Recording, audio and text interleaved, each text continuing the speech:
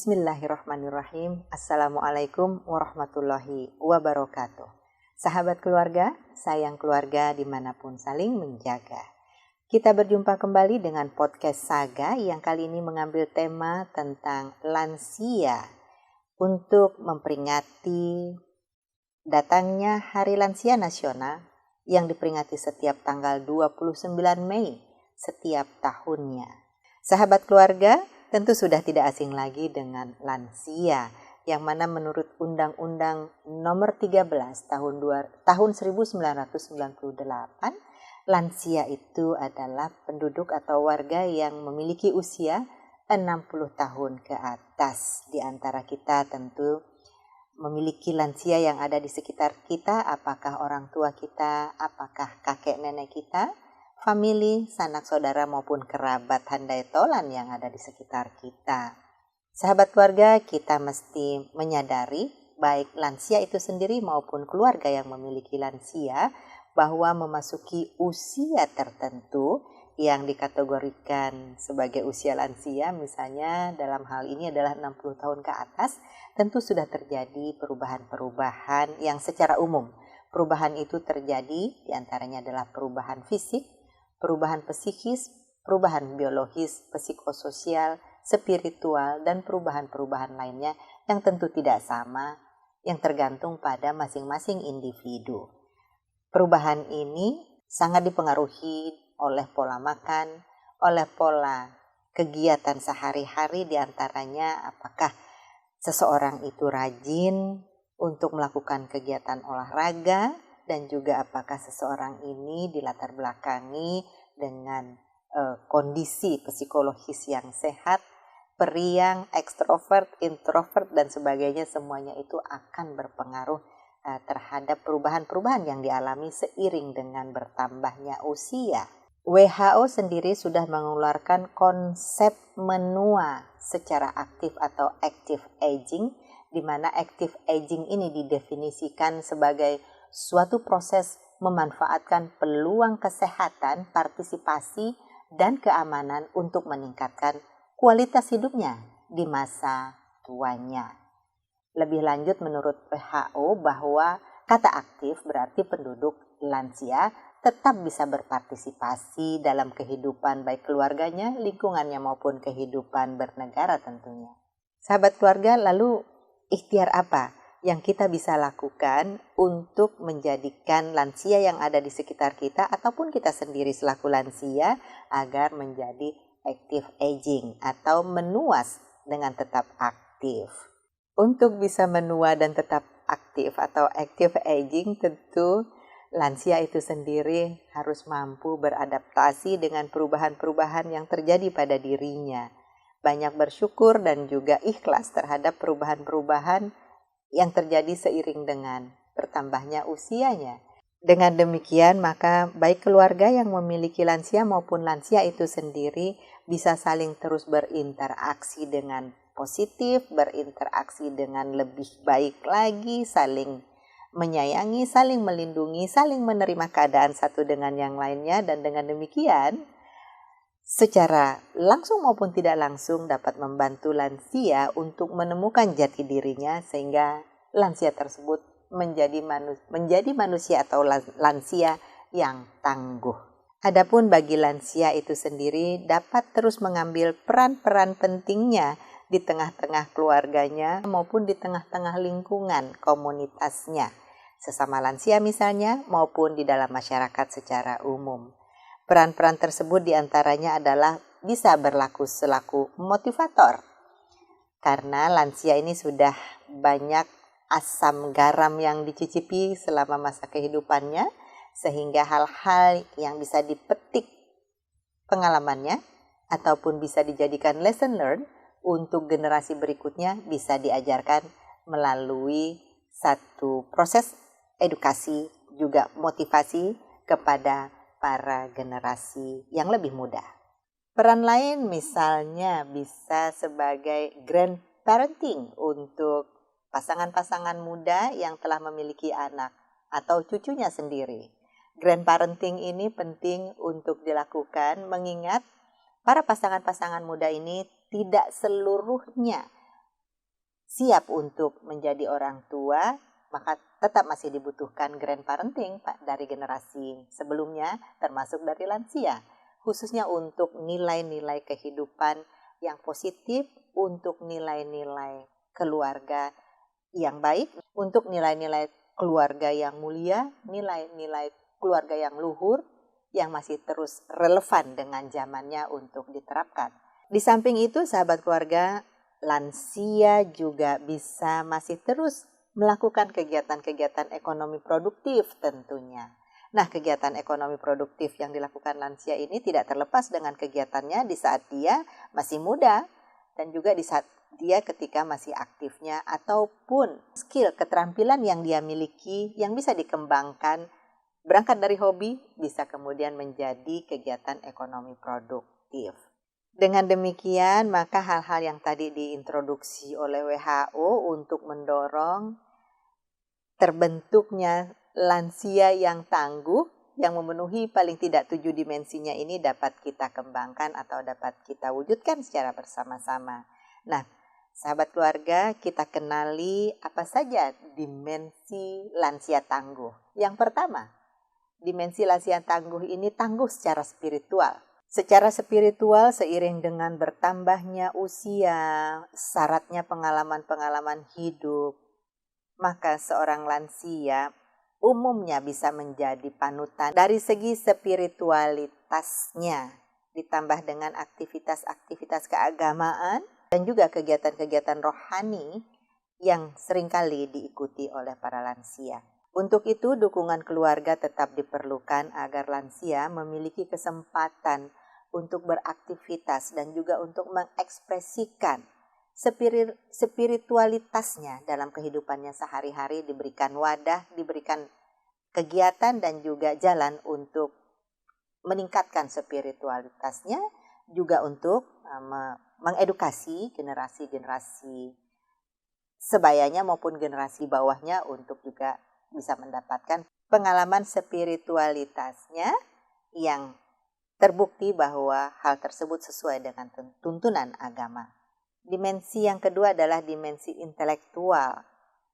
Tua lansia bukan berarti tidak intelek. Intelektualnya masih tetap terus bisa diasah. Cara mengasahnya dengan berbagai aktivitas. Aktivitas-aktivitas yang bisa mendorong saraf-saraf intelektualnya untuk terus bekerja. Di antaranya misalnya yang seringkali dilakukan yang paling sederhana mengisi teka-teki silang, dan teka-teki silang saat ini itu sudah tersedia secara online, secara digital. Di samping itu juga banyak sekali latihan-latihan yang sederhana yang bisa dilakukan, tidak saja teka-teki silang, tetapi juga bisa dengan cara bermain bersama cucu sambil tebak-tebakan misalnya, bermain dengan anak, bermain dengan pasangan masing-masing, ataupun dengan teman sebaya sesama lansia. Di samping happy, fun, juga tetap mengasah intelektualitasnya. Dimensi yang ketiga adalah dimensi fisik. Lansia tidak harus kemudian terbatas gerakan fisiknya, tetapi tetap harus diberi ruang untuk dapat mengekspresikan diri secara fisik, diantaranya dengan memberikan fasilitas-fasilitas yang sesuai dengan lansia, fasilitas ramah lansia. Fasilitas ramah lansia kalau di rumah misalnya, hindarkan rumah yang memiliki tangga yang tinggi-tinggi, hindarkan kemudian hal-hal yang bisa membahayakan hidup lansia itu sendiri.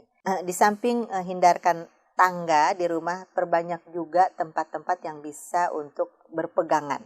Jadi lansia ini mungkin sudah butuh juga pegangan-pegangan yang itu bisa disediakan di berbagai posisi di dalam rumah. Yang keempat adalah dimensi emosional. Nah, dimensi emosional ini juga perlu untuk disadari bagi keluarga yang memiliki lansia dan orang-orang di sekitar lansia itu sendiri, bahwa secara emosional karena sudah terjadinya perubahan-perubahan baik fisik, psikis maupun emosionalnya itu sendiri, maka kita mesti peka terhadap perasaan dan juga terhadap perubahan tingkah laku maupun perubahan emosional lansia itu sendiri. Dan bagi lansia bisa sesama teman-teman lansia saling sharing perasaannya, sharing perubahan emosionalnya agar bisa didapatkan pola yang terbaik untuk bisa mengendalikan emosionalnya itu sendiri. Dimensi sosial kemasyarakatan merupakan dimensi yang kelima. Di samping berbagai pihak perlu hadir untuk melakukan pendampingan secara sosial kemasyarakatan, lansia sendiri pun bisa berperan selaku pendamping itu sendiri untuk lansia-lansia lainnya. Sedangkan dimensi yang keenam adalah dimensi profesional vokasional.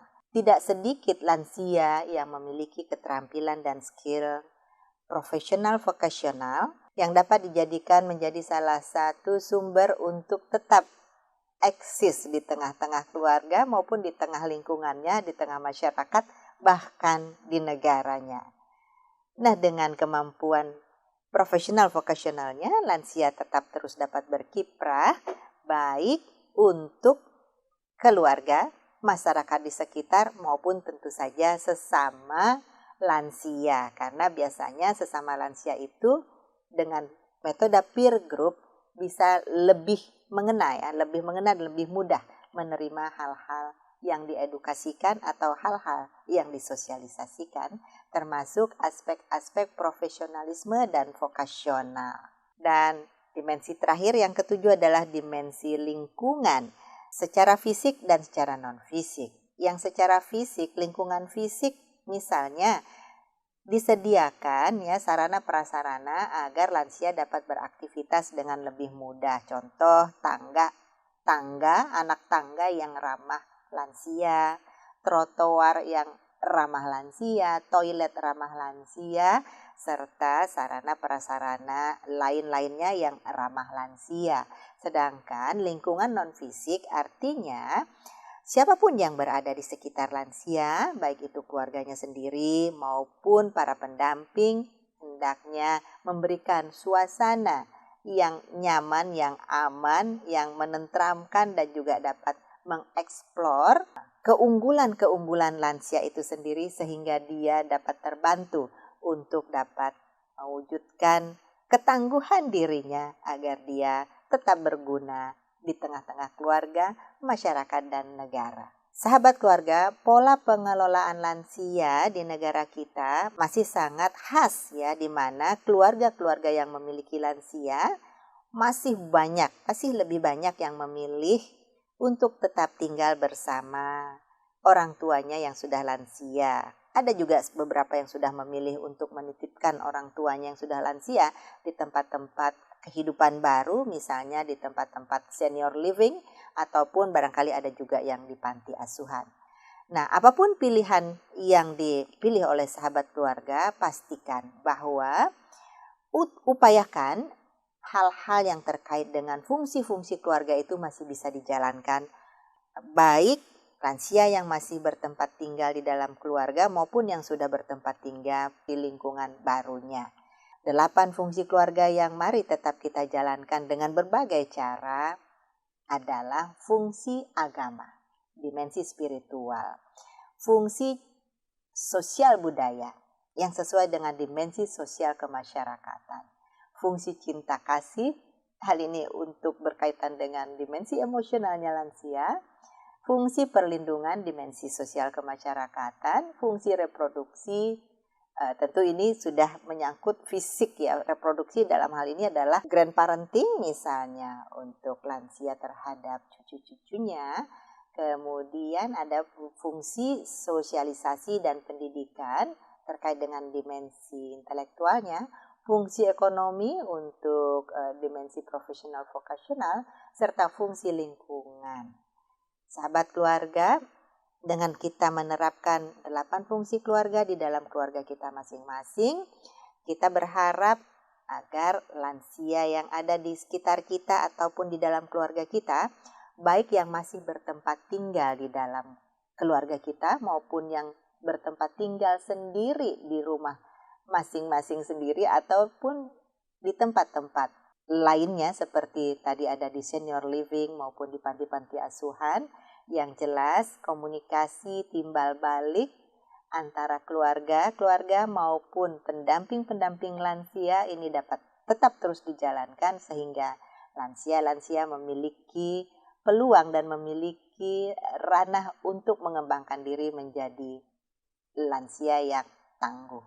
Berikan empati sebesar-besarnya kepada lansia dan juga jangan pernah mencelakakan dengan membiarkan lansia beraktivitas pada sarana prasarana yang tidak ramah lansia.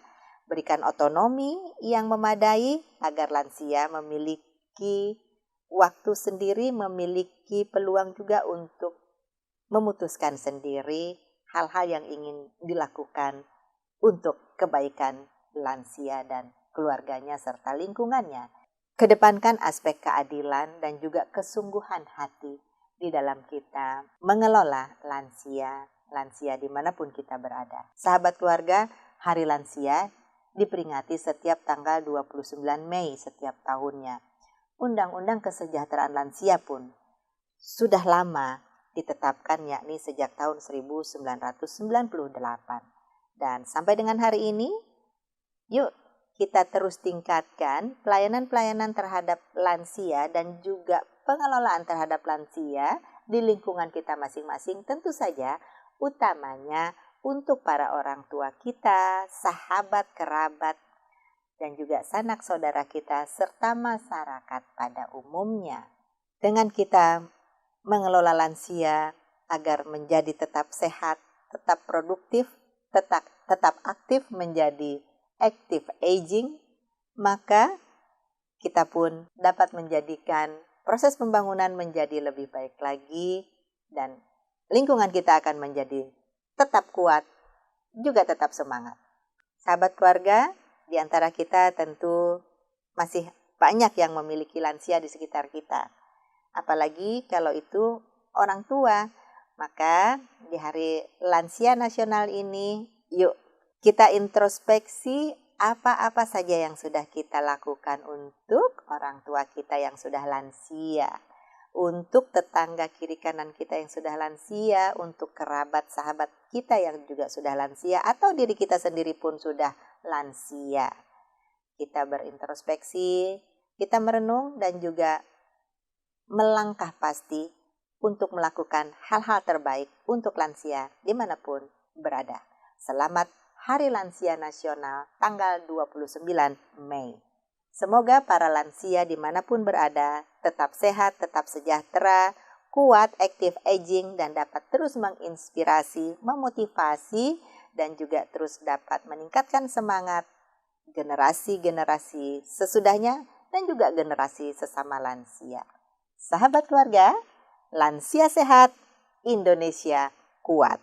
Nah, sampai di sini dulu pertemuan kita untuk podcast Saga kita kali ini. Jangan lupa subscribe, komen, like, dan pencet tombol merahnya. Terima kasih atas kebersamaan selama ini dengan podcast Saga. Sampai jumpa. Assalamualaikum.